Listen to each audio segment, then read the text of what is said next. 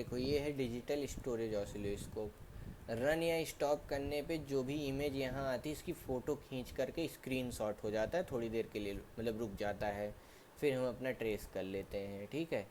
फिर ये बटन है ऑटो सेटअप। हम जब भी एक्सपेरिमेंट कर रहे होंगे, मान लो हमने मैसेज सिग्नल नापा, ये था 400 किलो हर्ट्ज़ का, ठीक है, किलो हर्ट्ज़ ऑर्डर का था। फिर हम चले गए कैरियर सिग्नल नापने, ये तो है 1 मेगा हर्ट्ज़ का, ठीक है। तो क्या होगा कि हमें यहाँ आउटपुट सही से मिल नहीं रहा होगा, तो उस समय हमें ऑटो सेटअप दबाना है। ठीक।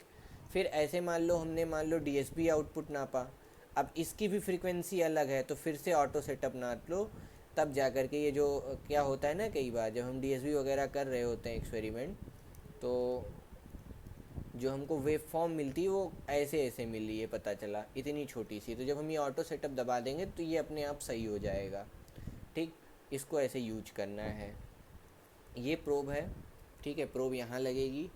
और ये हॉरिजेंटल एक्सिस, इसको हमें चेंज कब करना होगा, जब हम डीएसबी का एक्सपेरिमेंट कर रहे होंगे।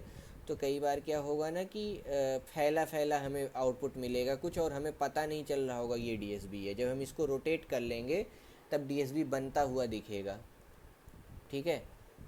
ये कर्सर का भी काम करता है, ये वाली बटन। ठीक है, ये कर्सर दबा दो या मेज़र दबा दो, उसके बाद इसको रोटेट करो तो क्या होगा, ये दो लाइन आ जाएंगी। इसी लाइन को क्या करो और रोटेट कर लो, तो ये ऐसे रहेंगी तो फ्रीक्वेंसी नापेंगी, मतलब एक साइकिल में। ठीक है, टाइम पीरियड नाप के देंगी हमको। और दूसरा, जब हम इसको रोटेट कर लेंगे, जैसे मान लो हमें एक डीएसबी मापना है, जैसे समझ लो ये बना हुआ है फिगर, इसी मान लो ऐसे डीएसबी बनी होती। ठीक। तब हम क्या करते, ये जो कर्सर वाली बटन है ना, कर्सर, एक कर्सर ऊपर सेट करते, एक कर्सर इसके नीचे सेट करते, तो वी मैक्स निकाल लेते।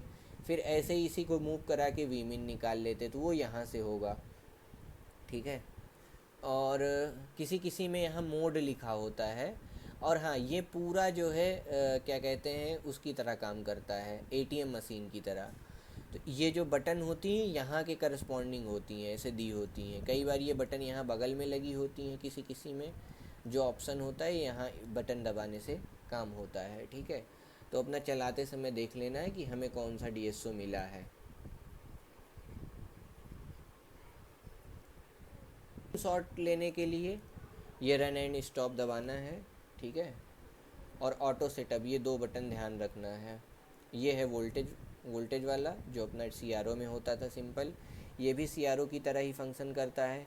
ये भी एक्स और वाई पोजीशन चेंज करने वाला, ये भी सीआरओ की तरह ही काम करता है। बस इसका नाम डीएसओ इसलिए है क्योंकि ये स्टोरेज भी करता है, यानी स्क्रीनशॉट भी लेता है।